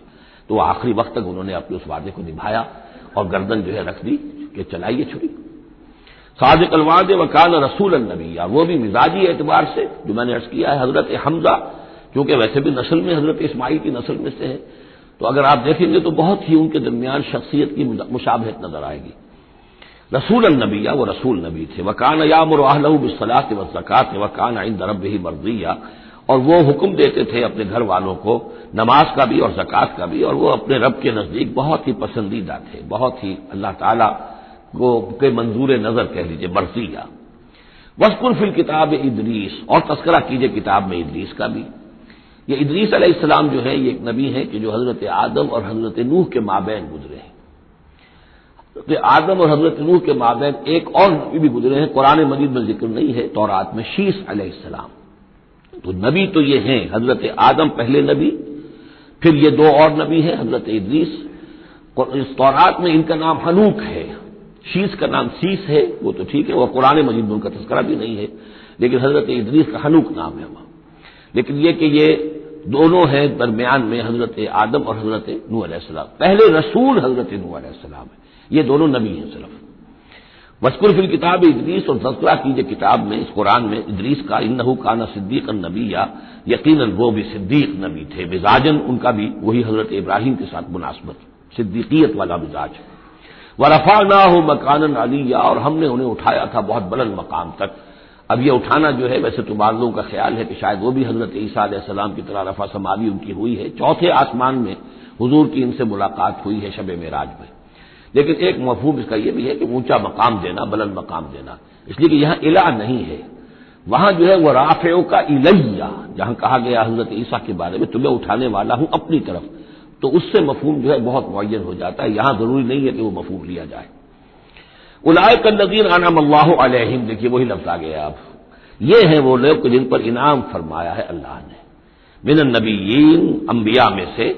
اب ہم کیونکہ منعم علیہم کے 4 طبقات تھے، ان میں سے یہ انبیاء کا تذکرہ ہو رہا ہے سب کا، تو من النبیین، من ذریۃ آدم، اولاد آدم میں سے، وممن حملنا مع نوح، اور پھر بعد ان میں سے ان کی نسل میں سے ہیں جنہیں ہم نے نوح کے ساتھ اس کشتی میں سوار کرایا، ومن ذریۃ ابراہیم، اور پھر ذریۃ ابراہیم میں سے ہیں، ان کی اولاد سے، و اسرائیل، اور حضرت یعقوب کی نسل سے ہیں، وممن ہدینا واجتبینا، اور جنہیں کہ ہم نے ہدایت دی اور جنہیں ہم نے چن لیا، پسند کر لیا۔ اذا تتلی علیہم آیات الرحمن، ان کی کیفیت یہ ہوتی تھی کہ جب رحمان کی آیات ان کو پڑھ کر سنائی جاتی تھی، خروا سجدا و بکیا، تو وہ گر پڑتے تھے اللہ کی جناب میں سجدہ کرتے ہوئے، روتے ہوئے، سجدہ کر لیجیے۔ فخلف من بعدہم خلف، پھر ان کی جگہ پر بعد میں آ گئے، ان کے جانشین ہوئے، ان کے وارث ہوئے ایسے ناخلف لوگ۔ یہ خلف کا لفظ جب آتا ہے لام کی جزم کے ساتھ، تو ناخلف یعنی ایسے لوگ کہ جو اپنے اسلاف کے کردار اور ان کی بزرگی جو ہے اس کو برباد کرنے والے، تباہ کرنے والے، ان کی نیک نامی کو بٹا لگانے والے ہوں، ناخلف۔ فخلف من بعدہم خلف، پھر ان کی اولاد میں سے ایسے ناخلف بھی پیدا ہوئے، اضاعوا الصلاۃ، جنہوں نے نماز کو تو ضائع کر دیا، واتبعوا الشہوات، اور خواہشات کی پیروی کی، شہوات، خواہشات، جذبات، فسوف یلقون غیا، تو ان قریب ان کی ملاقات ہو جائے گی گمراہی کے ساتھ، یعنی گمراہی کا جو انجام ہے یہ اس سے دوچار ہو جائیں گے۔ الا من تاب وآمن وعمل صالحا، سوائے اس کے کہ جو توبہ کریں اور ایمان لائیں اور نیک عمل کریں، فاولئک یدخلون الجنہ، وہ لوگ جنت میں داخل ہوں گے، ولا یظلمون شیئا، اور ان پر قطعاً کوئی ظلم نہیں کیا جائے گا، ان کا کوئی حق تلفی نہیں کی جائے گی، ان کے پورے اعمال کا انہیں بدلہ مل جائے گا۔ جنات عدن التی وعد الرحمن وعبادہ بالغیب، یعنی ان کو کیا ملے گا؟ وہ باغات، ریزیڈینشل گارڈن، بسنے والے باغات، رہنے والے باغات، جن کا کہ وعدہ کیا تھا رحمان نے اپنے بندوں سے غیب میں، یعنی ظاہر بات ہے قرآن مجید میں وعدہ ہو رہا ہے، تو ابھی نہ وہ جنت ہمارے سامنے ہے، نہ خود اللہ تعالیٰ جو ہے روح در روح ہمارے سامنے ہے، ہم ایمان لا رہے ہیں اس پر غیب، یؤمنون بالغیب۔ انہ کان وعدہ ماتیا، یقیناً اس کا وعدہ جو ہے وہ تو پورا ہونے والا ہی ہے، اس کو تو وقت پر پہنچنا ہی ہے، اب وہ اپنی جگہ پر پختہ ثابت ہوگا۔ لا یسمعون فیہا لغوا الا سلاما، وہ نہیں سنیں گے اس میں کوئی لغو بات، بس صرف سلام ہی سلام، ہر طرف سے فرشتے آ رہے ہیں تو سلام، قیلا سلاما سلاما۔ ولہم رزقہم فیہا بکرۃ وعشیا، اور ان کے لیے ان کا رزق ہوگا اس میں صبح بھی اور شام کو بھی۔ تلک الجنت التی نورث من عبادنا من کان تقیا، یہ ہے وہ جنت جس کو کہ ہم، جس کے وارث بنائیں گے ہم اپنے بندوں میں سے ان کو کہ جو متقی ہوں گے، خدا ترس ہوں گے، اللہ سے ڈرنے والے ہوں گے۔ وما نتنزل الا بامر ربک، اور اے نبی ہم نہیں نازل ہوتے مگر آپ کے رب کے حکم سے۔ لہ ما بین ایدینا وما خلفنا وما بین ذلک وما کان ربک نسیا، اسی کے اختیار میں ہے جو کچھ ہمارے سامنے ہے اور جو کچھ ہمارے پیچھے ہے اور جو ان دونوں کے مابین ہے، اور اے نبی آپ کا رب بھولنے والا نہیں ہے۔ یہ بہت اہم مضمون ہے، اور در حقیقت ایک مضمون کا یوں سمجھیے کہ سلسلہ شروع ہو رہا ہے جس کی پہلی کڑی یہ ہے۔ اس کو یوں سمجھیے کہ حضور صلی اللہ علیہ وسلم کو جو قرآن مجید سے شغف تھا اور محبت تھی اور شوق تھا آپ کا، تو جو وقفہ پڑ جاتا تھا وہی میں، وہ آپ پر بڑا شاق گزرتا تھا۔ آپ چاہتے تھے کہ وہی جلدی جلدی آئے تاکہ آپ اس سے اور اپنے وجود پرنور کو مزید منور کریں۔ آپ جو ہے قرآن مجید سے جو آپ کو عشق تھا اس کی بنا پر اس میں آپ کو اجلت رہتی تھی کہ جلدی آئے قرآن۔ تو اس حوالے سے آپ نے حضرت جبرائیل سے شکوہ کیا کہ آپ وقفے وقفے سے آتے ہیں، ہم انتظار کرتے رہتے ہیں۔ اس کا یہ جواب ہے جو جہاں دیا جا رہا ہے، وما نتنزل الا بامر ربک، اے نبی ہم اپنی مرضی سے نہیں نازل ہو سکتے، ہم نہیں نازل ہوتے مگر آپ کے رب کے حکم سے۔ لہو ما بین ایدینا، یہ بہت ہی یوں سمجھیے کہ گہرے الفاظ ہیں. لہو ما بین ایدینا وما خلفنا، جو ہمارے آگے ہے اس کا اختیار بھی اللہ ہی کا ہے، جو ہمارے پیچھے ہے اس کا اختیار بھی اللہ ہی کا ہے.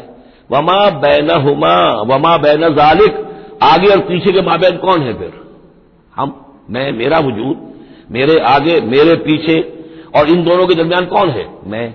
میں گویا کہ بالکلیہ اللہ تعالی کے حکم کے تابع ہوں. فرشتے کی یہی شان ہے کہ فرشتہ جو ہے یفعلون ما یؤمرون، جو حکم ملتا ہے، لا یعصون اللہ ما امرہم، ان کا معاملہ یہ ہے کہ جو بھی اللہ کا حکم ہے گویا کہ وہ تو اس سے سرتابی نہیں کرتے، سرے منہ اس میں فرق نہیں ڈالتے. وما نتنزل الا بامر ربک، ہم نہیں اترتے یا اتر سکتے مگر آپ کے رب کے حکم سے. جب اسی کی مصلحت اور اسی کی مشیت ہوتی ہے وہ وہی دے کر ہمیں بھیجتا ہے. لہو ما بین ایدینا وما خلفنا وما بین ذالک وما کان ربک نسیا. اور اے نبی، یہ جو کچھ تاخیر ہو جاتی کسی بھول کی وجہ سے نہیں ہے کہ اللہ کو کوئی نسیان لاحق ہو گیا ہے تو تھوڑی دیر کے لیے توجہ کہیں اور ہو گئی ہے، معاذ اللہ. تیرا رب جو ہے بھولنے والا نہیں ہے، بلکہ یہ حکمت کے تحت ہے. اللہ تعالیٰ کی مشیت یہ ہے. کذالک لنثبت بہ فؤادک رتلناہ ترتیلا، وہ جو ہم پڑھ چکے سورہ بنی اسرائیل میں بھی، وقرآنا فرقناہ لتقرأہ علی الناس علی مکث ونزلناہ تنزیلا. یہ ہماری حکمت ہے کہ ذرا وقفے سے آپ یہ قرآن لوگوں کو پڑھ کر سنائیں. رب السماوات والارض، وہ رب ہے آسمانوں کا اور زمین کا. وما بینہما، اور جو ان دونوں کے مابین ہے. فاعبدہ، پس اسی کی بندگی اور پرستش کیجیے. واصطبر علیہ لعبادتہ، اور اس کی عبادت کے اوپر پوری طرح جمے رہیے، صبر کیجیے. هل تعلم له سمیا، تو کیا تم جانتے ہو کہ اس کی سی شان کا کوئی اور ہستی ہے؟ ظاہر بات ہے جو شان اللہ کی ہے اس کی سی شان رکھنے والی کوئی اور ہستی کائنات میں موجود نہیں. وَيَقُولُ الْإِنسَانُ وَإِذَا مَا مِتُّ لَسَوْفَ أُخْرَجُ حَيًّا، اور یہ انسان کہتا ہے حیران ہو کر، کیا میں جب مر جاؤں گا تو پھر مجھے زندہ کر کے اٹھا لیا جائے گا؟ یعنی یہ وہ لوگ ان میں سے کہ جو باعث بعد الموت کے منکر تھے. میں نے بارہا آپ کو بتایا کہ اکثر و بیشتر تو وہ مانتے تھے، لیکن وہ کہتے تھے کہ وہاں ہمیں چھڑانے والے ہیں، ہمارے شفعاء ہیں، ہؤلاء شفعاؤنا عند اللہ. تو باعث بعد الموت کے وہ منکر نہیں تھے، لیکن ایک طبقہ ان میں ایسے لوگوں کا بھی تھا. اب یہ ان کی بات ہو رہی ہے. وَيَقُولُ الْإِنسَانُ وَإِذَا مَا مِتُّ لَسَوْفَ أُخْرَجُ حَيًّا، کہ جب میں مر جاؤں گا پھر مجھے دوبارہ اٹھا لیا جائے گا اور نکال دیا جائے گا. أَوَلَا يَذْكُرُ الْإِنسَانُ، تو کیا اس انسان کو یہ یاد نہیں ہے، أَنَّا خَلَقْنَاهُ مِن قَبْلُ وَلَمْ يَكُ شَيْئًا، کہ وہ کچھ بھی نہیں تھا اور ہم نے اسے پیدا کیا ہے. تو کیا مشکل ہے ہمارے لیے دوبارہ اس کو پیدا کر دینا؟ کیا تھا وہ پہلے، اس کی کیا حقیقت تھی؟ یعنی جہاں سے ہم اپنے آپ کو جانتے ہیں وہ بھی ظاہر بات ہے کہ ایک نطفہ ایک ہے، اس سے ہمارا آغاز ہوا، یہ تو سبھی جانتے ہیں نا. تو اس سے اللہ تعالیٰ نے اگر انسان بنا دیا ہے تو کیا اللہ تعالیٰ دوبارہ تمہیں پیدا نہیں کر سکتا؟ فَوَرَبِّكَ، تو قسم ہے تیرے رب کی، لَنَحْشُرَنَّهُمْ وَالشَّيَاطِينَ، ہم جمع کریں گے ان سب کو بھی اور تمام شیطانوں کو. ثُمَّ لَنُحْضِرَنَّهُمْ حَوْلَ جَهَنَّمَ جِثِيًّا، اور پھر ہم سب کو جمع کر لیں گے جہنم کے گرد کہ یہ اپنے گھٹنوں کے بد گرے ہوئے ہوں گے. ثُمَّ لَنَنزِعَنَّ مِن كُلِّ شِيَعَةٍ أَيُّهُمْ أَشَدُّ عَلَى الرَّحْمَٰنِ عِتِيًّا، پھر ہم ہر گروہ میں سے، ہر قوم میں سے پھر نکالیں گے کون ہے وہ جو سب سے زیادہ اکڑنے والے تھے رحمان کے مقابلے میں. بلاؤ ادھر سے ابو جہل کو اور بلاؤ ادھر سے عقبہ ابن ابی معیط کو، ہر گروہ میں سے جو سب سے زیادہ اللہ کی اس کے ساتھ گستاخی کرنے والا اور سب سے زیادہ تکبر کرنے والا تھا، پھر اس کو آگے نکال کر نمایاں کیا جائے گا. ثم لنحن اعلم بالذین هم اولی بها صلیہ، پھر ہم خوب جانتے ہیں ان لوگوں کو کہ جو بہت زیادہ قابل ہوں گے اور سب سے پہلے داخل ہونے والے ہوں گے اس جہنم کے اندر. وَإِن مِّنكُمْ إِلَّا وَارِدُهَا كَانَ عَلَىٰ رَبِّكَ حَتْمًا مَّقْضِيًّا، اور تم میں سے کوئی بھی نہیں ہے مگر یہ کہ اسے ایک مرتبہ جہنم پر آنا ہوگا. یہ فیصلہ ہے تیرے رب کا حتمی، طے شدہ، حتماً مقضیہ. اس کا جو مفہوم سمجھا گیا ہے میں اسے اتفاق کرتا ہوں کہ اصل میں وہ پل صراط جس کا تذکرہ جو ہے آئے گا سورہ حدید میں بھی اور پھر سورہ تحریم میں بھی، جس کو ہم پل صراط کہہ دیتے ہیں، الصراط ہے وہ، یہی صراط مستقیم جس پر ہم چل رہے ہیں. یہ عالم برزخ کے اندر جا کر اور قیامت کے دن جو ہے یہی پل صراط بن جائے گا اور یہ جہنم کے اوپر ہوگا.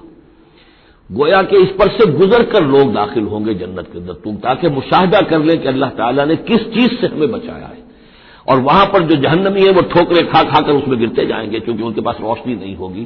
یہ مضمون جو ہے کھل کر آئے گا سورہ حدید میں اور سورہ تحریم میں. تو یہ فرمایا کہ آنا تو ہر ایک کو پڑے گا، ہر انسان کا گزر اس پر ہوگا، تاکہ اور اس میں یہ کہ یقیناً جو بچا لیے جائیں گے ان کے دل میں کس قدر اللہ تعالیٰ کی اس رحمت کا اور مغفرت کی قدر کتنی ہوگی کہ اللہ نے ہمیں کس انجام سے بچایا ہے. وَإِن مِّنكُمْ إِلَّا وَارِدُهَا كَانَ عَلَىٰ رَبِّكَ حَتْمًا مَّقْضِيًّا ثُمَّ نُنَجِّي الَّذِينَ اتَّقَوْا، پھر وہاں سے ہم نجات دے دیں گے، بچا کر لے جائیں گے ان لوگوں کو جنہوں نے کہ تقویٰ کی روش اختیار کی تھی دنیا میں، وَنَذَرُ الظَّالِمِينَ فِيهَا جِثِيًّا، اور چھوڑ دیں گے ظالموں کو اسی میں پڑے ہوئے، وہ وہاں پر پڑے جائیں گے، گرتے جائیں گے، اور اہل ایمان اور اہل تقویٰ نکل جائیں گے۔ وَإِذَا تُتْلَىٰ عَلَيْهِمْ آيَاتُنَا بَيِّنَاتٍ، اور جب انہیں ہماری روشن آیات پڑھ کر سنائی جاتی ہیں، قَالَ الَّذِينَ كَفَرُوا لِلَّذِينَ آمَنُوا، تو کہتے ہیں یہ کافر لوگ اہل ایمان سے، اَيُّ الْفَرِيقَيْنِ خَيْرٌ مَّقَامًا وَأَحْسَنُ نَدِيًّا، دونوں جماعتوں میں سے، دونوں گروہوں میں سے کن کے مکان و مقام بہتر ہیں اور کن کی مجلسیں بہت اچھی ہیں۔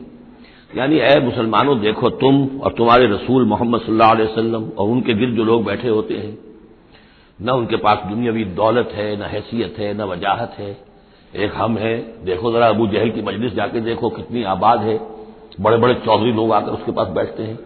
ذرا کہیں جا کر ولید بن مغیرہ کی چوپال دیکھو، اس کی چوپال جو ہے اس کی کیا شان ہے۔ تو یہ وہی بات جو کہ ہم سورہ کہف میں پڑھائے ہیں، جو دو افراد کے مابین مکالمہ ہوا تھا کہ اس نے کہا تھا کہ میرے پاس مال زیادہ، انا اکثر منک مالا واعز نفرا۔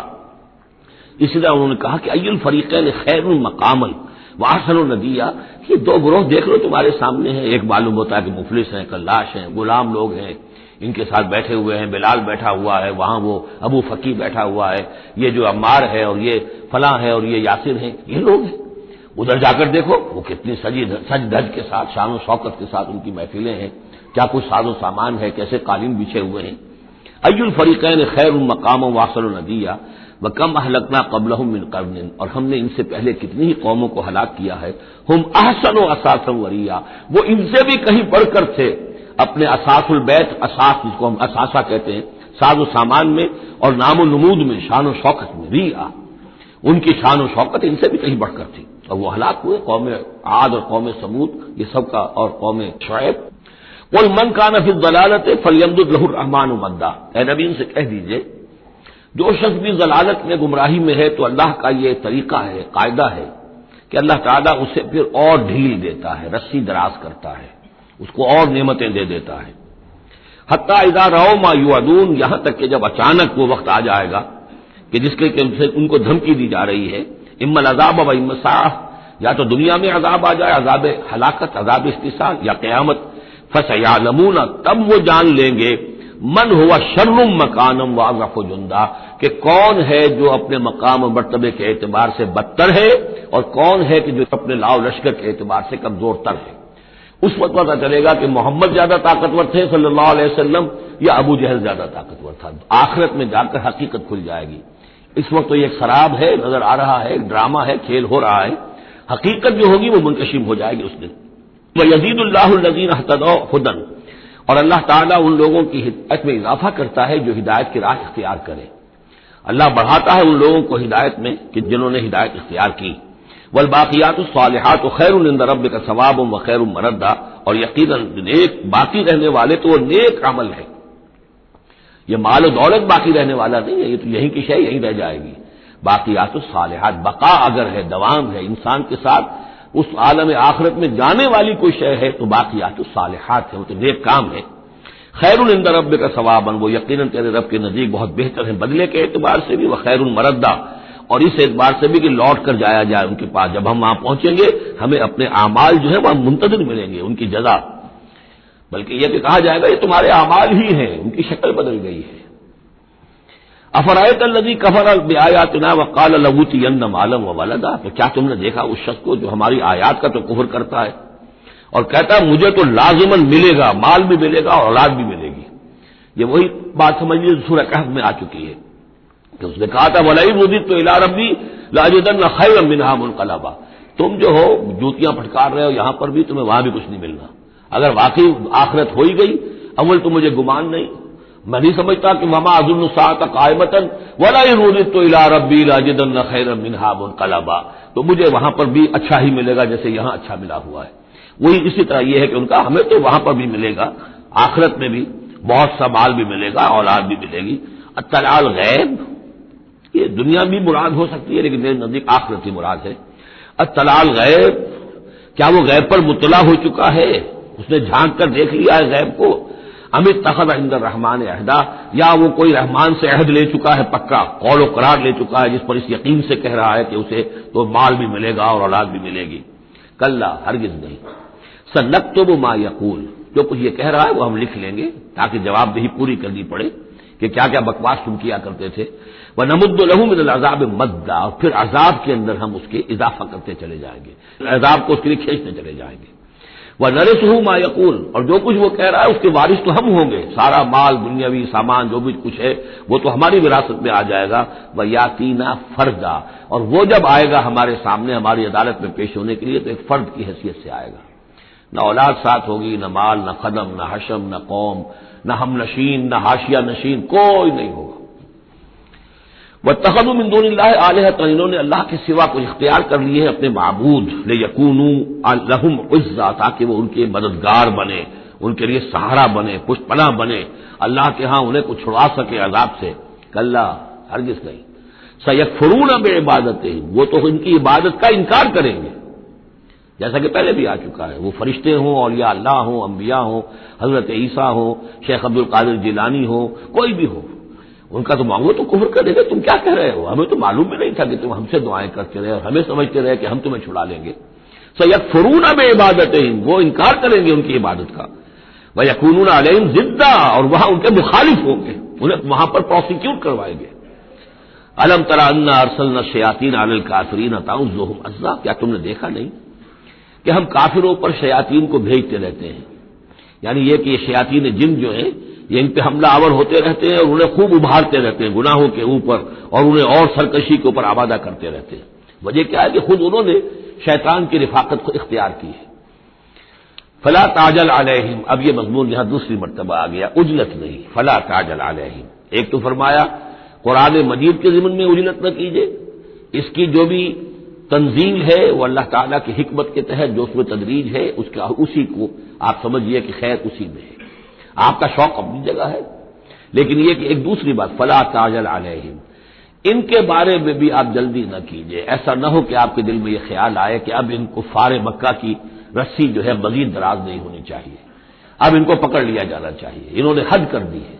جس طریقے سے کہ حضور کو ضد کیے ہوئے تھے وہ ہم دیکھتے چلے آ رہے ہیں سورہ انعام سے. لیکن اے نبی جلدی نہ کیجیے. فلا تعجل علیہم، ان کی مخالفت، علی یہاں پر آ رہا ہے. فلا تعجل علیہم انما نعد لهم عدا، ہم ان کی پوری پوری گنتی کر رہے ہیں، ایک ایک عمل ان کا لکھا جا رہا ہے، ہر چیز کا ان کو جواب دہی کرنی ہوگی، ہر چیز کی ان کو سزا مل جائے گی. لیکن یہ کہ ہمارے ہر کام کے اندر جو بھی فطری تدریج ہے، اس کی جو توقیت ہے، اس کا جو نظام ہم نے بنا رکھا ہے وہ اسی کے مطابق ہوگا. یوم نحشر المتقین الی الرحمن وفدا، یاد کرو جس دن کی ہم جمع کریں گے اہل تقویٰ کو، وہ رحمان کی طرف آئیں گے مہمانوں کی صورت میں، جیسے مہمانوں کا استقبال ہوتا ہے. وفد آیا ہے. وَنَسُوقُ الْمُجْرِمِينَ إِلَىٰ جَهَنَّمَ وِرْدًا، اور جو مجرم ہیں انہیں ہم دھکیلیں گے، دھکے دیں گے، ہانک کر لے جائیں گے جہنم کی طرف، جیسے کہ کوئی پیاسے جانور جاتے ہیں گھاٹ کی طرف. لَا يَمْلِكُونَ الشَّفَاعَةَ إِلَّا مَنِ اتَّخَذَ عِندَ الرَّحْمَٰنِ عَهْدًا، کسی کے بھی کوئی شفاعت کام نہیں آئے گی سوائے اس کے کہ جس نے رحمان کے پاس اپنا ایک مقام حاصل کر لیا ہے. یعنی ایک شخص جو ہے بنیادی طور پر اللہ کے ساتھ اس نے اپنا عہد نبھایا ہو، اللہ کی بندگی کر رہا ہو، کوئی خطائیں ہو گئی ہیں، کوئی غلطیاں ہو گئی ہیں، جیسے کوئی پھسل جاتا ہے، کوئی کمزور بھی ہوتا ہے انسان، ایسے لوگوں کے لیے تو شفاعت مفید ہو سکتی ہے.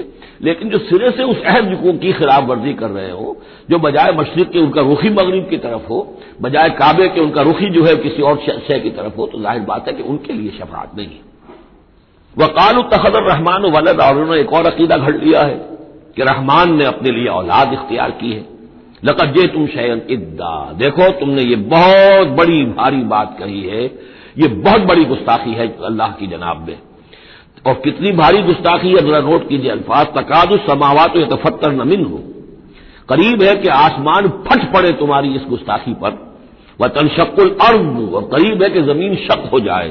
وتخر الجبال حدا، اور یہ پہاڑ جو ہے دھماکے کے ساتھ گر پڑے. ان دعوا للرحمن ولدا، کہ انہوں نے رحمان کے لیے بیٹا قرار دیا، بیٹی قرار دی. مشرکین عرب نے فرشتوں کو خدا کی بیٹیاں بنا دیا، عیسائیوں نے حضرت مسیح کو خدا کا بیٹا بنا دیا، اور یہودیوں نے عزیر کو خدا کا بیٹا بنا دیا. ان دعوا للرحمن ولدا وما ينبغي للرحمن ان يتخذ ولدا، رحمان کے تو یہ شایان شان ہی نہیں ہے کہ وہ کسی کو اولاد بنائے. یہ اس کی وضاحت میں کر چکا ہوں کہ اولاد کی ضرورت اس کو ہوتی ہے جو خود فانی ہو. ہمیں معلوم ہے ہم مر جائیں گے، ہمارا نام و نشان مٹ جائے گا، اولاد کے ذریعے سے ہمارا نام زندہ رہے گا. یہ اصل میں ایک اپنی ہی تسلسل انسان سمجھتا ہے کہ میری ہستی کا تسلسل ہے، میری اولاد گویا کہ میرا اپنی بقا کی ایک شکل ہے. اس لیے کہ یہ انسان کے اندر ہے. مجھے یاد ہے جب ہم پڑھتے تھے کالج میں تو الفا ایک کمپنی ہوتی تھی لاہور میں، یہ فائل کورز وغیرہ بناتی تھی نوٹ بکس کے، تو اس میں پیرامڈس کے عنوان سے جو بہترین الفاظ لکھے ہوئے تھے اب بھی مجھے یاد ہیں. Still and resolute, calm and self-possessed, still and resolute, the pyramids echo unto eternity, the defiant cry of man's will to survive and conquer the storms of time. کہ یہ جو ان لوگوں نے فرائضہ نے اتنے بڑے بڑے پیرامڈز بنا دی، کائے کے لیے بنا دیے؟ تاکہ ہمارا نام رہے. ہم تو نہیں ہوں گے، نام رہے گا. تو گویا کہ انسان کے اندر ایک خواہش ہے بقا کی، وہ اپنا دوام چاہتا ہے. یہ اسے پتا ہے کہ میری ذاتی طور پر تو میرا دوام ہے، تو میں کوئی عمارت بنا دوں، میرا نام جو ہے اس کے حوالے سے دنیا کے اندر رہے. اور یہی معاملہ اولاد کا ہے کہ اولاد سے انسان کو سب سے زیادہ جو اس کو خواہش ہوتی ہے وہ اپنا بقا، اپنا تسلسل. وہ سمجھتا ہے کہ میری اپنی کنٹینیوٹی ہے کہ جو میری اولاد کے ذریعے سے. ظاہر بات ہے کہ اللہ ہمیشہ خود باقی رہنے والا ہے، تو اس کے شایان شان ہی نہیں ہے کہ وہ کسی کو اپنی اولاد بنائے. اسے کوئی ضرورت ہی نہیں ہے. تو تمہارے لیے ہے معاملہ کہ تم فانی ہو، لہذا تمہیں ضرورت ہے کہ کوئی تمہارا نام لیوا باقی رہے. وما ينبغي للرحمن ان يتخذ ولدا ان كل من في السماوات والارض الا آتي الرحمن عبدا. نہیں ہے کوئی بھی آسمانوں اور زمین میں کوئی بھی مگر یہ کہ وہ حاضر ہوگا رحمان کی عدالت میں بندے کی حیثیت سے. کسے باشد، جبکہ ہمیں معلوم ہے کہ محمد رسول اللہ صلی اللہ علیہ وسلم بھی حاضر ہوں گے تو بندے کی حیثیت سے. عبدہ ورسولہ، عبد.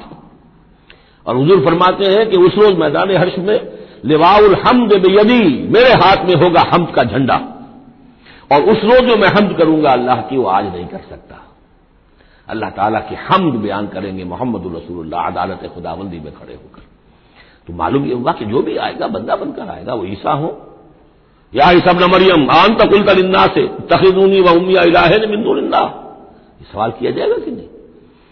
تو فرمایا کہ ان کل من فی السماوات والارض، یقیناً کوئی نہیں ہے آسمانوں اور زمین میں، الا آتی الرحمن عبدا، مگر وہ رحمان کی خدمت میں آئے گا، حاضر ہوگا بندے کی حیثیت سے. لقد احصاہم، اس نے ان سب کی گنتی کی ہوئی ہے، ان کا پورا احاطہ کیا ہوا ہے، کوئی چھپ نہیں رہے گا، کہیں بچ کر نہیں رہ جائے گا. عدہم عدا، اور ہم نے پوری گنتی رکھی ہوئی ہے. وکلہم آتی ہے یوم القیامت فردا، اور قیامت کے دن یہ سب کے سب آئیں گے تو ایک فرد کی حیثیت سے، انڈیویجول کیپیسٹی میں محاسبہ ہوگا. نہ ماں باپ ساتھ ہوں گے کوئی شفاعت کرنے کے لیے، کوئی گڑگڑانے کے لیے، نہ اولاد ہوگی، نہ شوہر کے ساتھ جوری ہوگی، نہ جورو کے ساتھ شوہر ہوگا، کچھ نہیں. ہر ایک شخص نفسی نفسی، اپنی جان. وکلہم آتی ہے یوم القیامت فردا. میری جو کتاب ہے سابقہ اور موجودہ مسلمان امتوں کا ماضی، حال اور مستقبل، اس میں ایک چیپٹر ہے قرآن کا قانون عذاب، کہ عذاب جو قوموں کے اوپر آتا ہے وہ دنیا میں آتا ہے. آخرت کا عذاب جو ہے وہ افراد کے لیے. محاسبہ اجتماعی جو ہوتا ہے وہ اللہ کا دنیا میں ہوتا ہے، لیکن آخرت کا حساب وہ جو ہے محاسبہ انفرادی ہے. ان الذین آمنوا وعملوا الصالحات سیجعل لهم الرحمن ودا، یقیناً جو لوگ ایمان لائے اور جنہوں نے نیک عمل کیا، قریب رحمان ان کے لیے محبت پیدا کر دے گا، یعنی لوگوں کے دلوں میں محبت ڈال دے گا. یہی ابو بکر ہوں گے جن کا نام کس تعظیم سے لوگ لیا کریں گے، کس محبت سے لیا کریں گے. یہی بلال ہوں گے جن کی جو تعظیم ہوگی، جن کی کتنی محبت کی جائے گی. ابھی ذرا وقت ہے، کٹھن ہے. سیجعل لهم الرحمن ودا، حدیث میں بھی آتا ہے کہ اللہ تعالیٰ جو ہے اپنے کسی بندے سے محبت کرتا ہے تو پہلے فرشتوں کو، جبرائیل سے کہا جاتا ہے کہ میں اپنے اس بندے سے محبت کرتا ہوں، اعلان کر دو. وہ فرشتوں میں اعلان کرتے ہیں، ان کے دل میں اس کی محبت ڈال دی جاتی ہے. پھر عام دنیا میں اور لوگوں کے اندر اس کی ایک محبت ڈال دی جاتی ہے. فإنما یسرناہ بلسان، کی آیت بڑی اہم ہے. تو ہم نے اس قرآن کو یسرنا ہو، اس کو قرآن کو آسان کر دیا ہے بلسان کا، آپ کی زبان پر یا آپ کی زبان کے ساتھ، یعنی عربی زبان میں. یہ بہت آسان ہے، بہت ہی ستھری زبان ہے، سادہ زبان ہے، جس کو ہم کہتے ہیں کہ سہل ممتنع، اس کے اندر ثقالت نہیں ہے، بوجھل پن کا نہیں ہے، بہت بھاری بھرکم الفاظ کہیں کہیں شاذ آئے ہیں، ورنہ عام طور پر قرآن مجید جو بڑی سلیس زبان میں ہے۔ فإنما يسرناه بلسانك لتبشر به المتقين، تاکہ آپ بشارت دیں اس کے ذریعے سے متقیوں کو، وتنذر به قوما لدا، اور اس کے ذریعے سے انذار فرمائے۔ یعنی آپ کی دعوت کا مرکز و محور اور آپ کا آلہ جو ہے، آلہ دعوت، آلہ انقلاب، وہ قرآن مجید ہے۔ انذار کیجئے قرآن کے ذریعے، تبشیر کیجئے قرآن کے ذریعے، تذکیر کیجئے قرآن کے ذریعے۔ فذکر بالقرآن من یخاف وعید، تذکیر ہو، واعظ ہو قرآن کے ذریعے۔ یا ایھا الناس قد جاءتکم موعظۃ من ربکم، اس سے بڑا واعظ اور کوئی نہیں۔ تزکیہ نفس و قرآن کے ذریعے سے، شفاء لما فی الصدور یہ ہے، سورہ یونس میں بھی آ چکا، سورہ بنی اسرائیل میں بھی آ چکا، وَنُنَزِّلُ مِنَ القرآن مَا هُوَ شِفَاءٌ وَرَحْمَةٌ لِّلْمُؤْمِنِينَ۔ تو قرآن مجید ہی در حقیقت دعوت اور تربیت کا اور تعلیم کا گویا کہ اس کا محور ہے، مرکز و محور۔